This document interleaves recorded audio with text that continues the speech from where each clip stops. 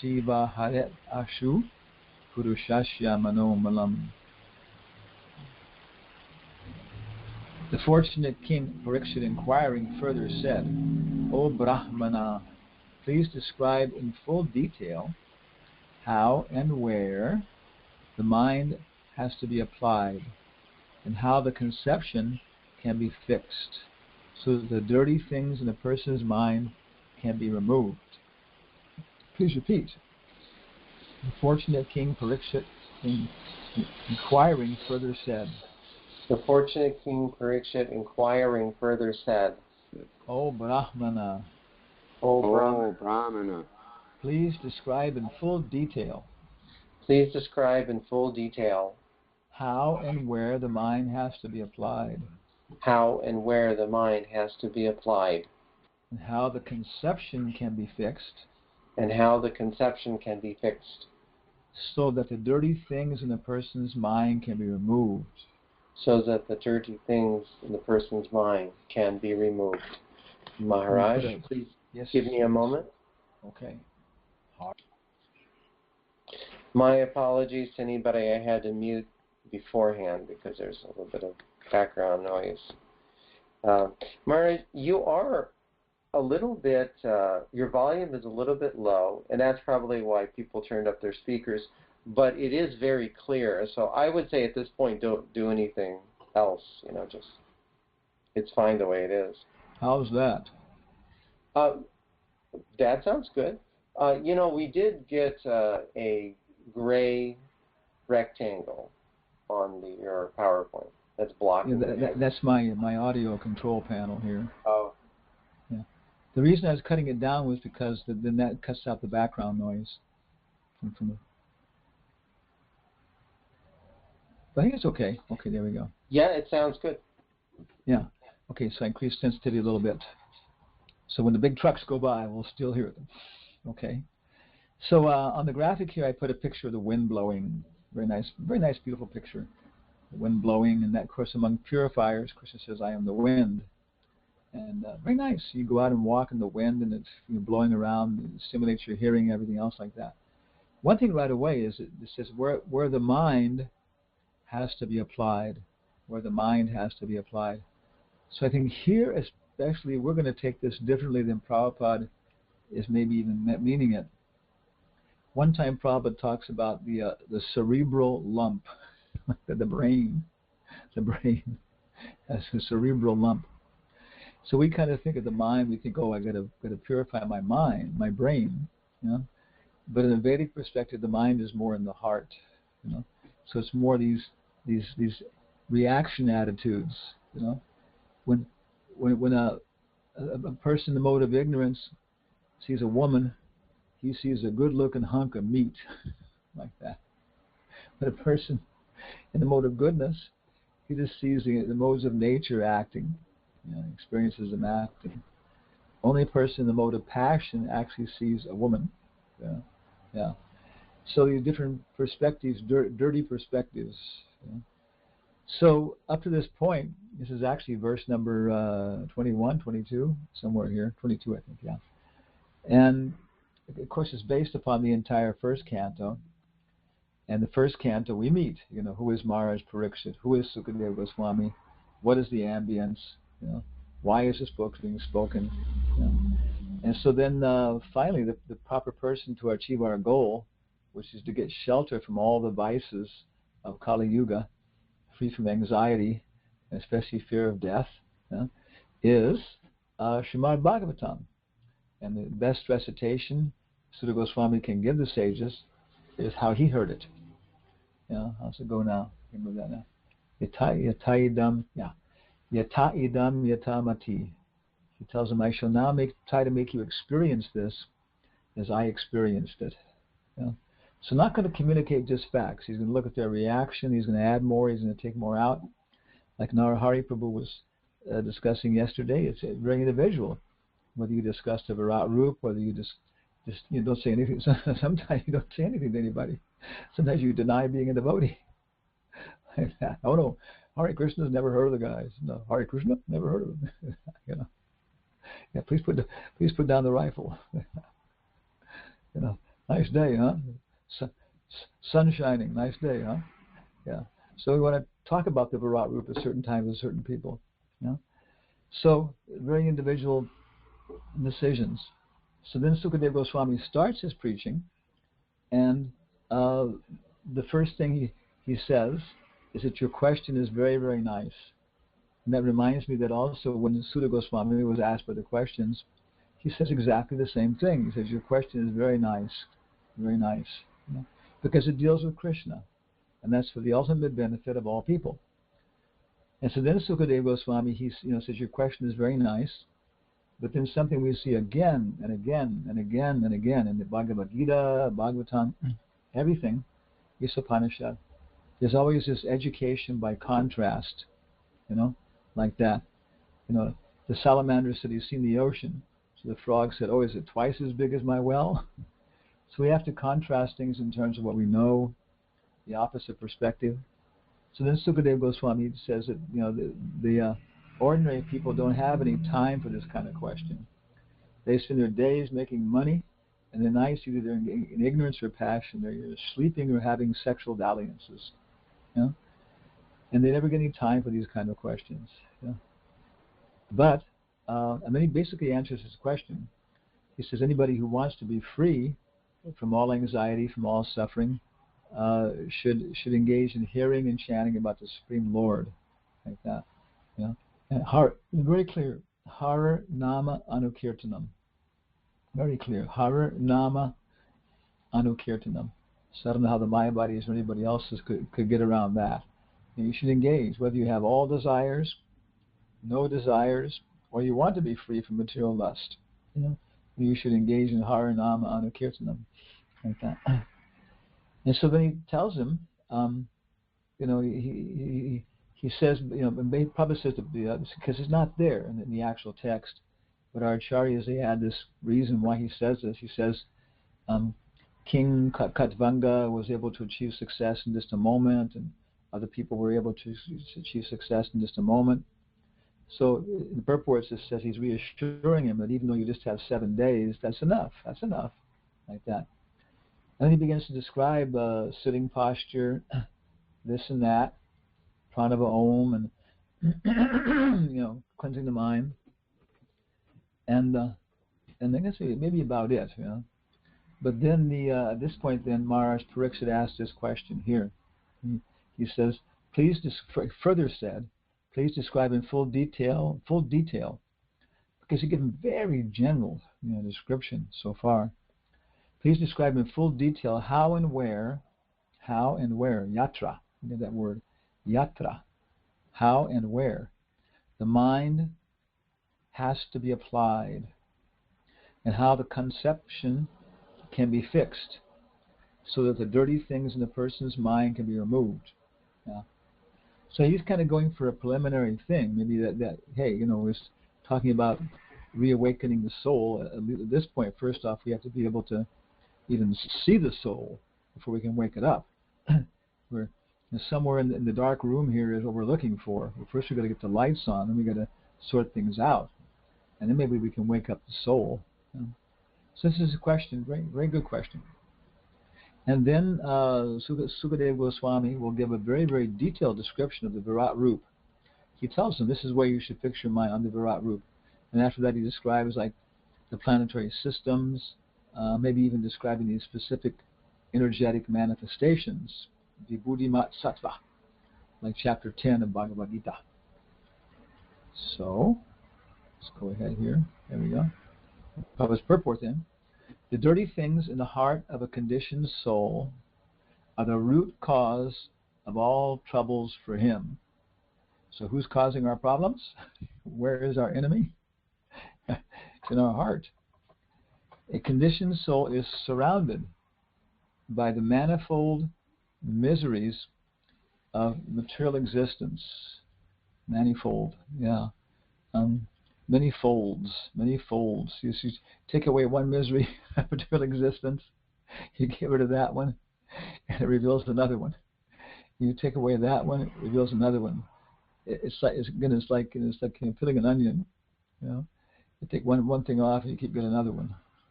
conditioned soul is surrounded by the manifold miseries of material existence, but on account of his gross ignorance, he is unable to remove the troubles due to dirty things in the heart, accumulated during the long prison life in the material world. So here we have a picture of some poor donkey with a burden bigger than he is, being forced to be pulled along by his face, by some unenlightened fellow. So this is our situation, because of our donkey has these dirty things, then we're being forced to go along with it, whether we like it or not. Again, one person said, I have no trouble, to stop smoking. I can stop smoking whenever I want to. I know I can. I've already done it 23 times. So this is the situation. Some people never figured this out. That's the whole point. They never figure out they aren't in control. That control is actually a very dubious goal. One of my friends, a devotee, his father, was divorced from his mother when he was, I guess, maybe like 22 or something, 23. And somewhere after that, then he had like 2 other girlfriends after that, 3 other girlfriends over the years, like that, and like a little bit more longer relationship. His father was also a lawyer, so it was like longer relationship, but none of them lasted. So he told me that he was sitting in the bar with his father after a hard day's work, and he was drinking 7-Up, and his father was taking something else to relax. And he said, Bob, Robert, I want to tell you that I think I finally met the right girl. And he said he almost choked to death on his 7-Up. He'd been married to one woman, lived with 3 others, for a long enough time to see what was going on, and still at something like basically 60 years old, he still hadn't figured out that there were fundamental problems in trying to find the right woman and to satisfy all your desires, or the right man. So this is the advantage of following Dharma, Karma Yoga, Dharma Yoga. You follow it, you maintain your vow. You don't go looking to another woman or another man. You stick with this when you try and make the best use of the bad bargain, and you learn a lot, and then you become a jnani. You become a wise man. You can engage in jnana yoga, directly cultivating your wisdom, like that. So this is some people don't even understand this, and many times in Prabhupada's preaching, you see that he deals with this point first. He really tries to get people to understand that they aren't the controller. They aren't the supreme controller. And they're not going to become the supreme controller. So on. Actually, instead, we're being controlled by these things deep in our consciousness. We're doing a lot of work, trying to do a lot of work now, especially focused on Carl Jung. And he brings these out so clearly. We're looking at one, somebody sent us a link on the YouTube, and it's such a gratifying lecture. Prabhupada said of all the Western people, he has seemed to have the most intelligence. But he's describing it, from this perspective, a psychologist and everything else, and rational tests. I think that way we call it free association tests. You have a set of words, and you say these words, and you see people's reaction times and things like that. And so from these objective tests, you can see there is a subconscious which actually is controlling a lot of what we do, like that. And what's there? Where does it come from? Okay. He, the poor jiva, the poor donkey here, is actually meant to serve the will of the Supreme Lord. Because Krishna has his will. Krishna will have this. Krishna will have that. But we're meant to serve Krishna's will. But on it, which I guess is kind of Radharani, but on account of the dirty things in the heart, he likes to serve his concocted desires.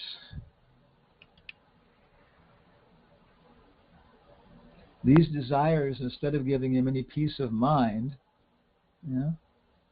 create new problems, and thus bind him to the cycle of repeated birth and death.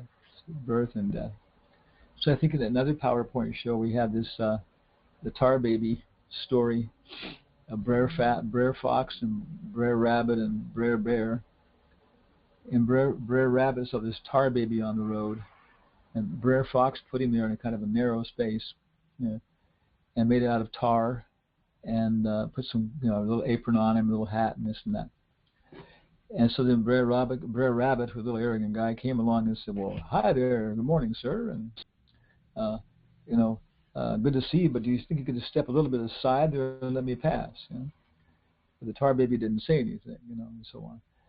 So anyway, after a while, then Brer Rabbit became more angry and told him he was going to hit him. The tar baby didn't say anything, so he punched him with his fist, and then he told him to let go of his fist. He wouldn't let go of it, so he smacked him with his second fist in front of both feet, and butted him with his head, and I was completely entangled.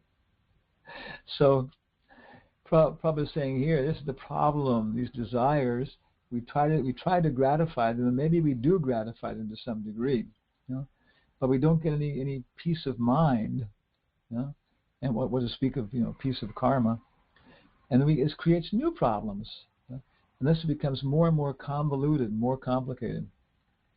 R.D. Lang, you may get a chance to see it. He has a book called Knots, like the different kinds of knots. You tie them up, and he's a psychologist. Again, a nice person for preaching. He left his body, psychiatrist. He said, insanity is usually a sane reaction to an insane situation, like that. That leads to a lot of consequences. Insanity is usually a sane reaction to an insane situation. And it's amazing that psychology in Mexico developed differently than the United States, and they agree like that.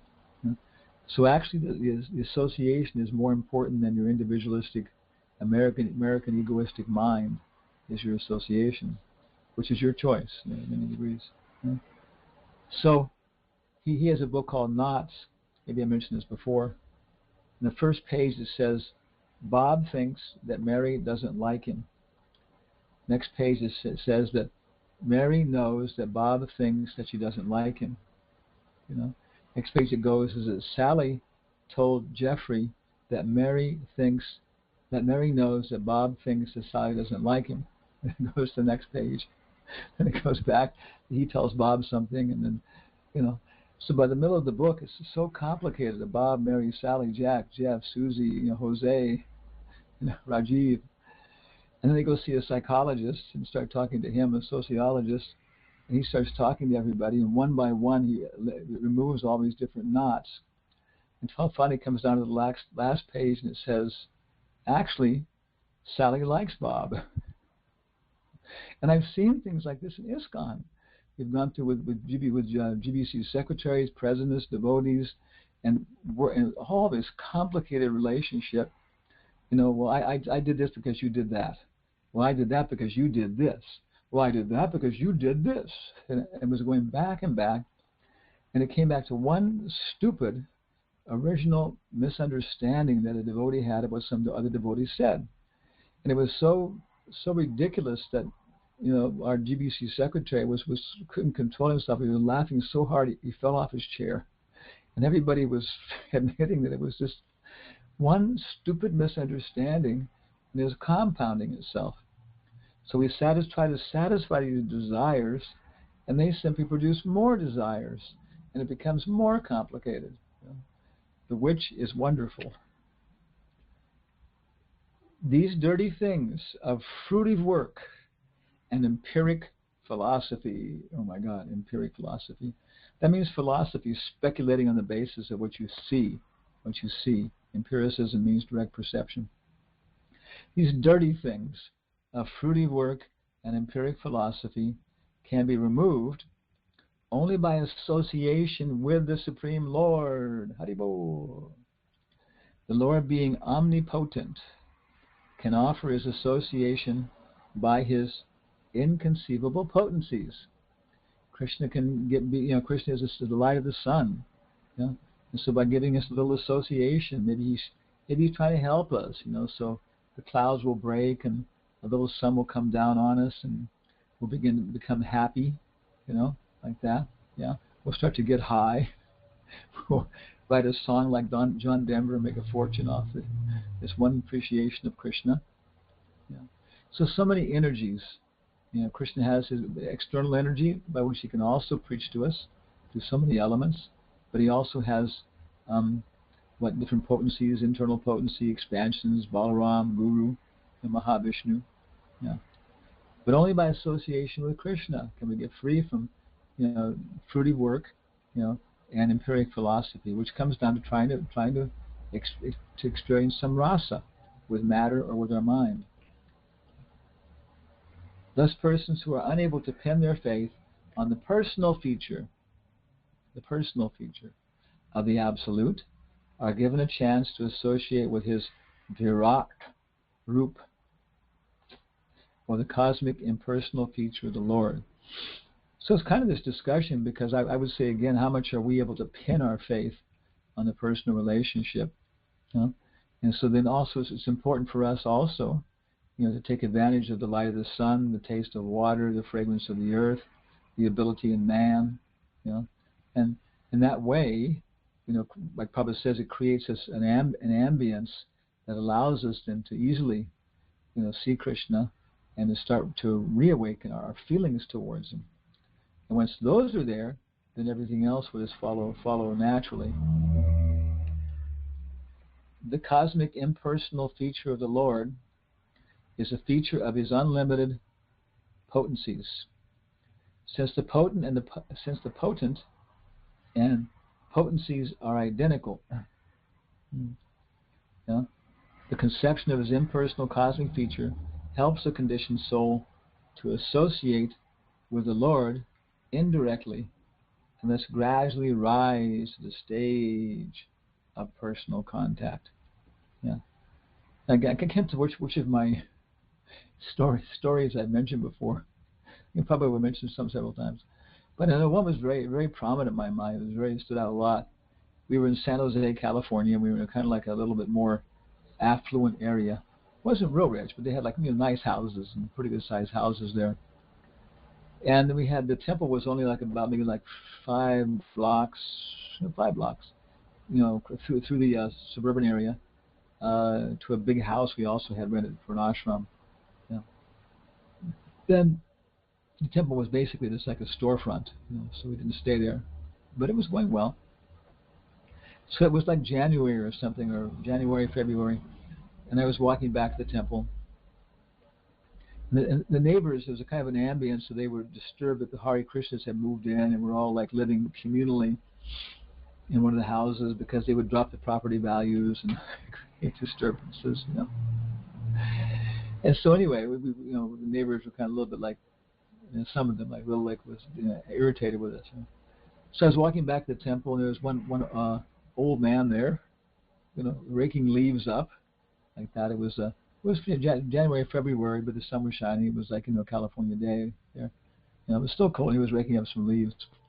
So as I went by him, I said, "Hare Krishna," and he said, like that. Okay, Then I said, "Nice day. The sun's shining," and he said, like that. And then I said, "Spring is just around the corner." And he laughed, and he said, "Oh, no, lad, a little bit more for springtime comes." And so afterwards, I was kind of going on. I was kind of conscious of what was happening. It was going on. But afterwards, I went on. My intelligence really caught it. And our spontaneous training, by hearing, chanting, we're teaching the subconscious. And also Krishna's there, also in the subconscious, as a Paramatma. So what? So light of the sun. He was thinking about that. That was entering his mind and helping to purify it of greedy, selfish thoughts. Among seasons, I am spring, flower-bearing spring. And so then he became actually quite cheerful.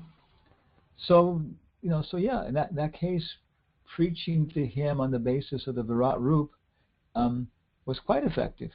And then maybe that's all he could handle at that point. What's the next step?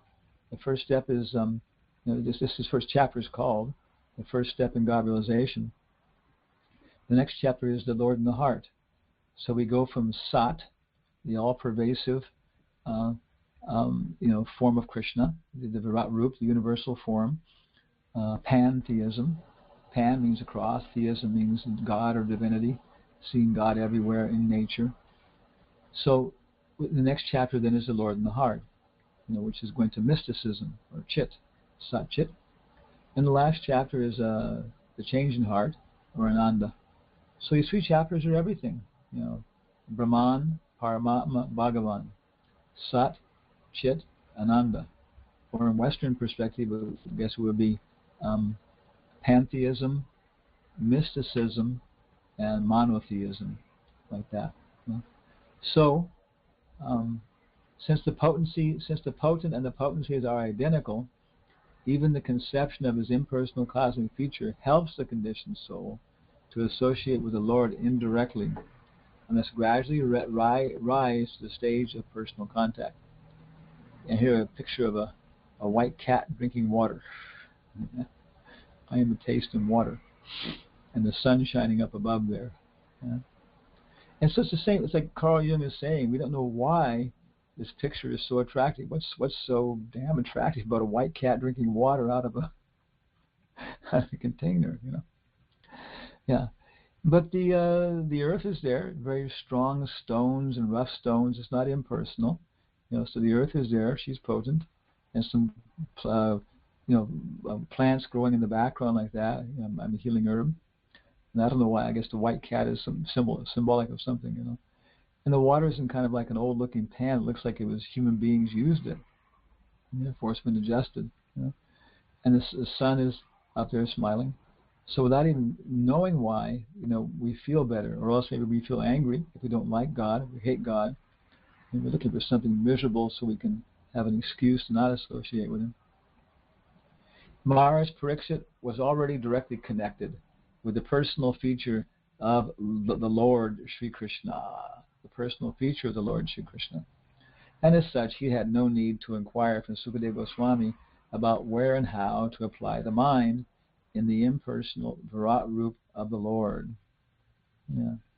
But he inquired after a detailed description of the matter for the benefit of others who are unable to conceive of the transcendental personal feature of the Lord as the form of eternity, knowledge, and bliss.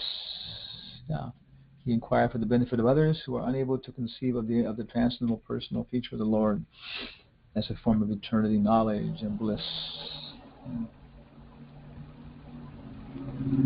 The non-devotee class of men cannot think of the personal feature of the Lord.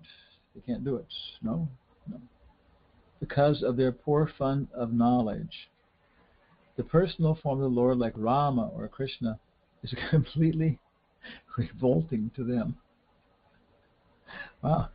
It's one of my ongoing nightmares, daymares. You meet these people like you're talking about Krishna or God or something like that, and they say, like, intelligent people, they say, oh, you believe in these Hindu myths, like that. Oh, you believe in ghosts. So it's one of my repeated daydreams about having to deal with these people like that. I haven't met anybody, I don't think, to whom the name of God or the form of God is completely revolting. But some people they do consider it. They consider what do they usually consider? They usually consider it like mythological stories for the benefit of less intelligent people. They even say that the whole idea of history is we came from a mythological age, and now we're in the age of reason. And so we should give up these outmoded modes of thought, outmoded ways of thinking like that. But Prabhupada says simply because of poor fund of knowledge, you can't understand this. One time I mentioned this before. Here, I talked about said everything. I just not giving class now. This professor from the university came into the temple in Berkeley. It's 6 city lots. Big temple. Was old Mormon church, very big. And devotees had decorated here and there. We'd only been there maybe for about 3-4 weeks, and there was all kind of controversy from different people like that. Controversy from different people about us moving to there and stuff. Yeah. And so,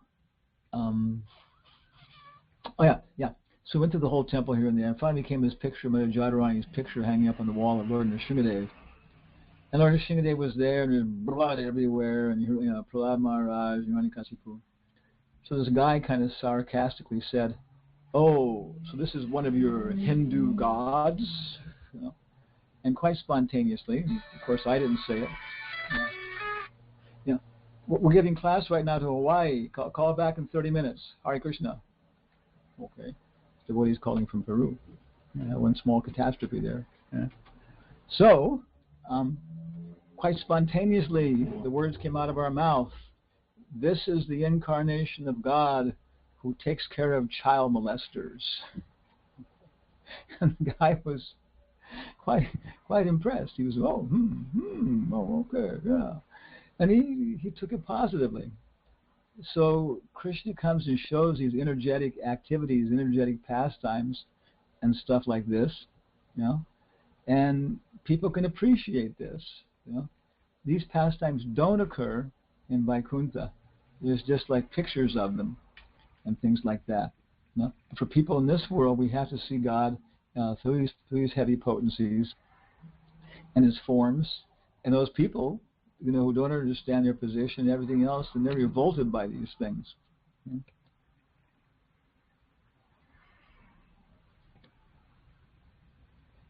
They have a poor estimation of the potency of the Lord.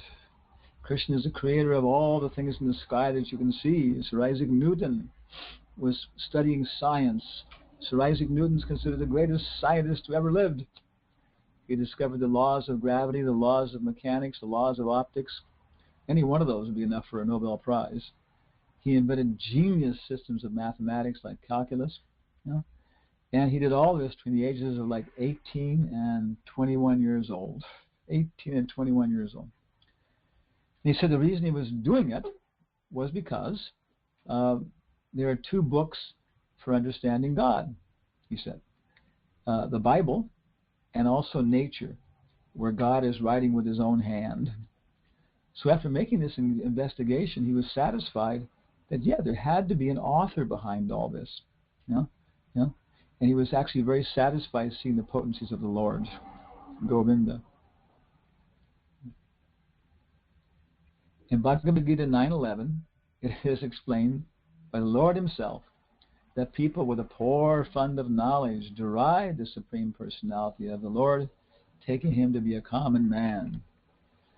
Avajananti mam mudha manushim tanim ashritaha param bhavam ajananto mama bhuta maheshwaram. So through all this section here, Prabhupada is now talking about people who can't become devotees, who can't appreciate the deities, who can't appreciate the spiritual, the spiritual nature of prasadam within their mind, who can't, appreciate the importance of the holy names of God. Such men are ignorant of the inconceivable potency of the Lord. By the inconceivable potency of the Lord, He can move in human society or any other society of living beings, and yet remain the same omnipotent Lord, and yet remain the same omnipotent Lord, without deviating in the slightest from His transcendental position. Okay. So you see, there's so many, even now, modern dramas, modern movies. Some of them, they talk about God. They approach it in different ways. Leonard Cohen, one of the most famous modern songwriters, he wrote a song called Hallelujah, which probably maybe you know, and it approaches Krishna, and he's saying, I'm not doing it like a pilgrim who's seen the light. I'm just, I'm saying Hallelujah like somebody who's lost in a loving exchange, had his heart broken. So, practically speaking, every single major singer in the modern world has sung that song. If you look at it on the YouTube, Hallelujah, you'll find one after another, people sang that song, because it has some real potency in it. As a devotee, you appreciate this is basically what it is bhava bhas. You know, it's like what is it like? Once some desire. But actually, it's both. It's so we're two kinds of bhava bhas, pratibimba, and I can't remember the other one. You know, anyway, one is shadow and one is reflection, like that. So both kinds are present in the song like that, shadow bhava and reflected bhava. And if one is not offensive, that will mature, you know, through association of pure devotee into the real thing like that. You know?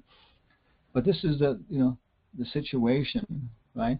That they have some conception of God, there's some potency there, it's attractive, but then many times they think that God himself is limited in certain ways, under circumstances he can be controlled or he can be adjusted. Hiranyakasipu's idea was that Vishnu got his position by proper karma. I'll do that karma and austerities, and I will become, you know, take the post of Vishnu, like that.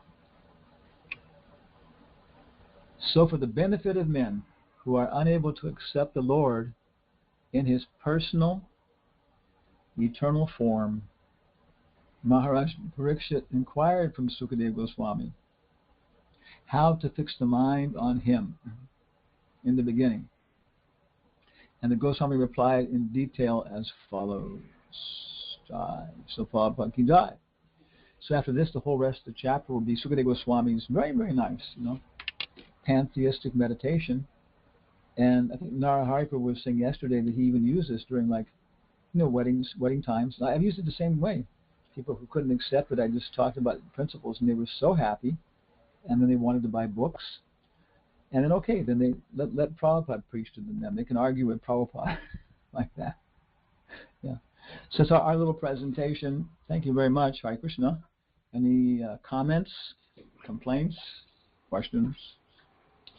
Thank you, Maharaj. Wonderful class. Can I just do one quick question for you? Okay. Could you just elaborate a little bit more on, you were saying you have Sat Chit Ananda. These are all the aspects of the Absolute.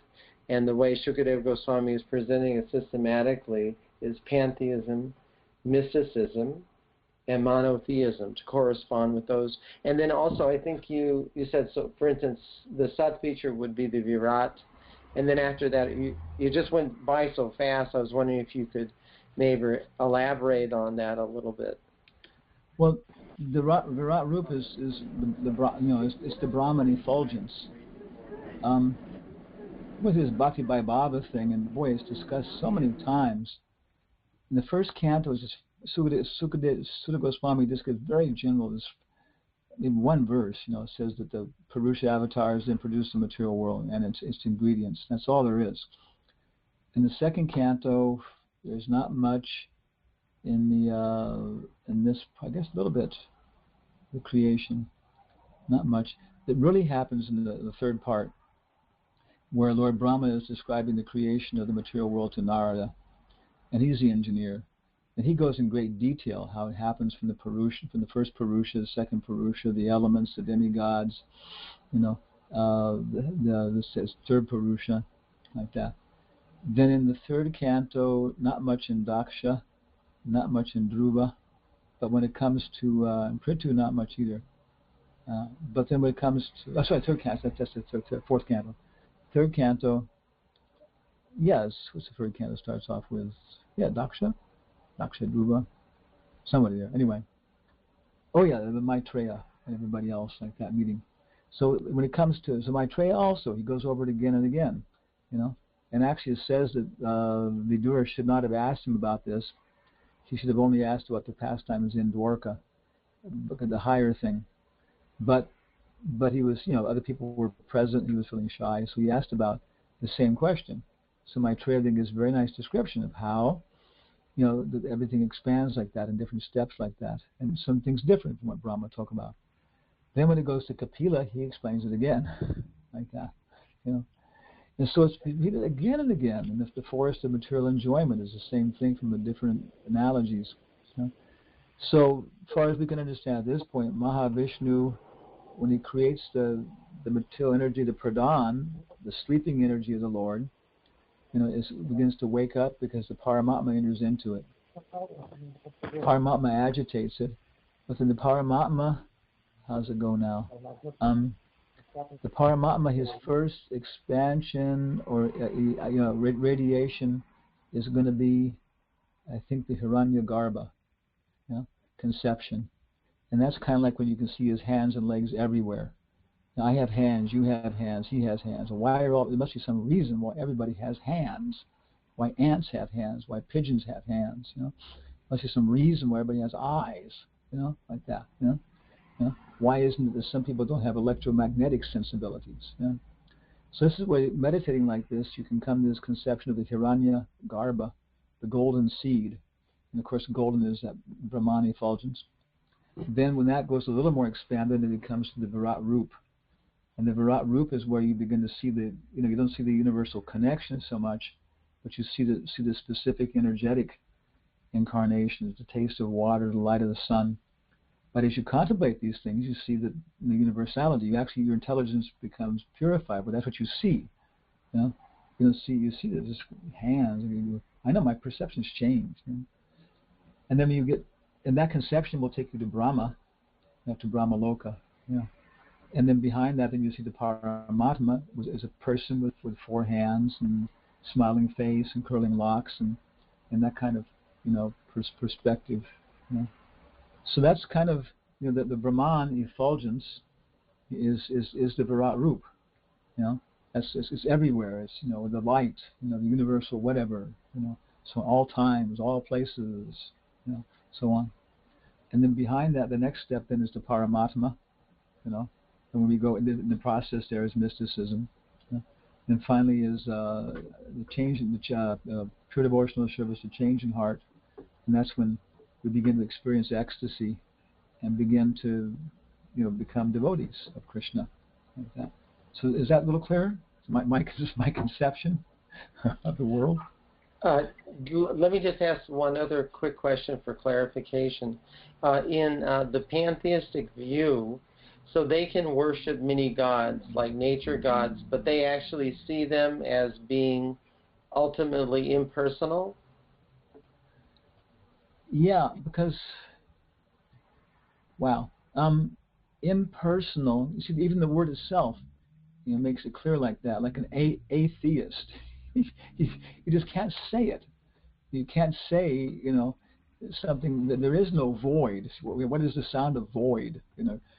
What is this? Show me your face before you were born. Weird, Buddhist koans, So you have to say atheist, or you have to say impersonal. So the impersonal conception is a very vague idea, of personality. So if somebody is approaching the demigods, from that perspective, it's just not clear. He's accepting some kind of superior authority. He's accepting some kind of very broad, superior authority. And if he appreciates that Lord Shiva is Mahadev, or Lord Brahma, then he's going to come even higher conception, closer to like a supreme deity, into Vasudev, like that. So that it's impersonal, impersonal.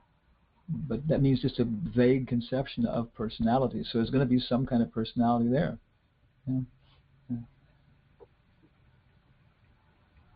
Okay, I'm sorry to take up so much time.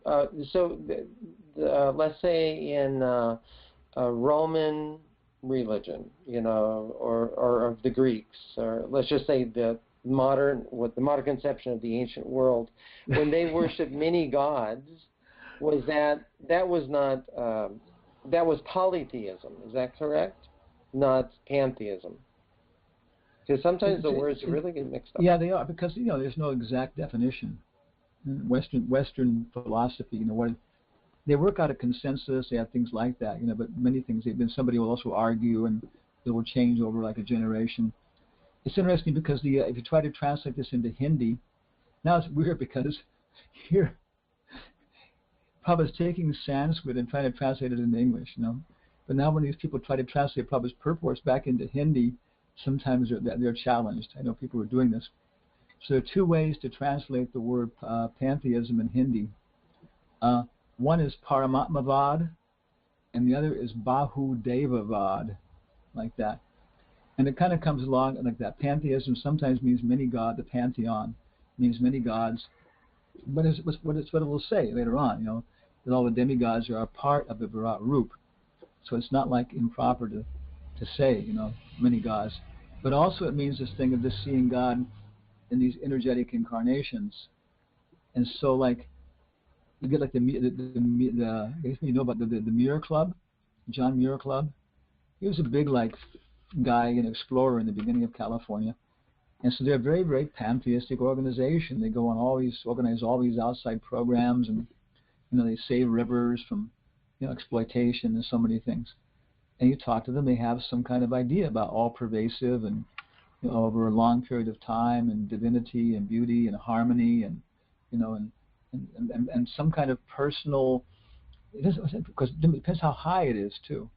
Because some of them they can see the hand of God in things, so now they've gone from pantheist to mysticism, like that. So it's a little bit loose term even in English. It can mean everywhere. It can mean seeing God everywhere, pantheism, or it can mean seeing spirituality everywhere, or it can also mean as many gods.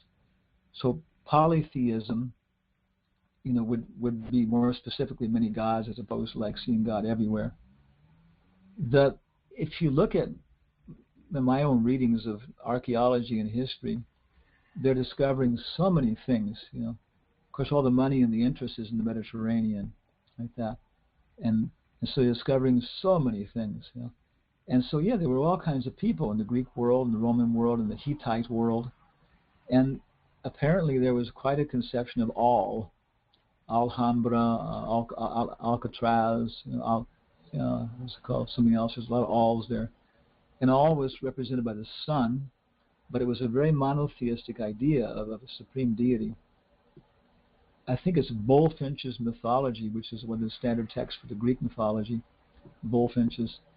And he has Zeus, Jupiter, saying, actually, I'm more powerful than all of you combined. He's kind of like Indra. I'm more powerful than all you other demigods combined. But above me is destiny. And how the word is translated from the Greek word is, of course, a very specific question like that. So even there, of course, how much is it emphasized? But even there's a conception that destiny, whatever, is more powerful even than the most powerful of all the gods. And one devotee, Damodar Das, he traces the conjugal worship in Greece. Plato talks about it, according to his references, as Koros and Kore. He said this is the highest form of worshiping the divinity. Yeah, they respected the demigods. Socrates would bow down to them. He liked to see these festivals. But he said the highest form is worshiping God in this conjugal feeling. And the conjugal couple they called Koros and Kore. And when this cult went to Rome, they became known as Hova and Hoventa, like that. And other people, they've all even traced this. Like, there is like even all the way, pretty much you can go through and show like this conjugal feelings and love of God and divinity all the way through, on down to the modern world, pretty much like that. So some people were worshiping many gods, and some people said, no, there's not many gods. There's one above them, one supreme, and there were different levels of consciousness. But in the West, it probably wasn't all that enlightened, compared to the profundity of India. Fascinating, Maharaj. Thank you so much. Dandavats, Maharaj. Can you hear me? Yeah, very nice. Okay. I could add a little bit of something to that, because I just caught something in a purport a few purports ago. Oh. That on a higher level of pantheism, so there's levels. Just like there's levels, there's a gradation almost everywhere. There's a gradation in bhakti. but there's also a gradation in these terms, in these ideas, the concepts. And so they can be, as you were just mentioning, spoken about differently. And in a high level of pantheism, the personal aspects of the demigods and the different planetary systems can be included within that concept. It's a universal form, cosmic manifestation. Yeah, Prabhupada says that the Aborigines, they worship a big hill or a big tree. Right. Yeah. But then So as you become more advanced, yeah. Right. So there's primitive ideas, impersonal, total impersonal ideas, but then there's this a higher level, and that's what I think Sukadev's about to get into, is a personal feature of the cosmic manifestation. Yeah, it's a little, because we usually think about, like John Denver's songs, or some of his songs could be dovetailed in Krishna consciousness. Actually, I have a whole PowerPoint show on Annie's song, like that. So on. You can be very, he said he appreciated God. During one of his concerts, he actually stopped and said the whole Lord's Prayer. Right in the concert, and people applauded like that, So anyway, he had this very much, pantheistic conception of sunshine, and different things like that. What was Annie's songs? How's it go? You fill up my senses like a night in the forest, like the mountains in springtime, like a walk in the rain. It goes on like that, and they're very, very pantheistic, but they're like you're seeing energetic images. And then the higher thing, is the devatas and different parts of a big body. How it's all one body, working together, and we're just little bacteria in the body.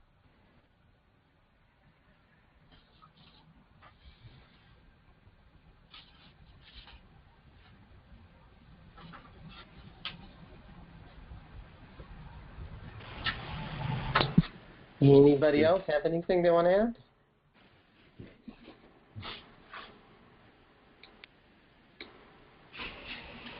Anyway, Maharaj, wonderful class. Thank you very much. Thank you very much. It's a great opportunity for us. And I think it's this whole. So what you finish you finish the whole second canto, and then you jump ahead, or what's happening? No. We only got messed up on the first canto. We're going to go all the way through as long as we're all alive. Wow! So you can all get your Bhakti by Bhava degrees. Yeah. Of course, at this rate, it's going to take you. What was it called? 18,000. 18. How many weeks? 18,000 verses. My God, it's quite a few verses before you get. I think it's like 30 years. I forget. We calculated it out. I think John Supriya calculated out at 30 years or something. I don't know. Maybe we'll be around. Yeah. And of course, you take the weekends off also too. Okay. So thank you all very much. Again, your association really helps us a lot in maintaining our sanity here. Hare Krishna. Thank you, Maharaj. All glories to Srila Prabhupada. By the way, that takes 49 years. 49 years. Oh my goodness. Thank you. 49 years. Yeah, 49.3 years. Must be a German there. Well, I just did the simple math. I just took 18,000 and divided by 365. So you got the weekends. You got the weekends off though too. So you got to do all right, then 55 years. 56 years, something like that. Yeah, good point. So, Maharaj, you have we'll have you on for quite some time if you let us. Ramananda, we're going to have to do a couple of verses a day because a lot of us are in our 60s, and so maybe like 3 verses a day or something to finish it. Usually, what I notice is that a lot of times it really does fall in packets. But that usually requires that people read the verses and the purports before the class starts, and then they don't have to do that. And then they have questions and stuff and comments, and it becomes very, very nice when you cover one conception about 3-4 verses a day. It's a very nice way to do it. But it's a whole different thing then. Okay, so what would you do? Jai Srila Prabhupada. Thank you, Maharaj. Yeah. Thank you, Maharaj. Thank you, everyone. Haribol. Haribol. Hare Krishna. Thank you. Krishna. Hare Krishna.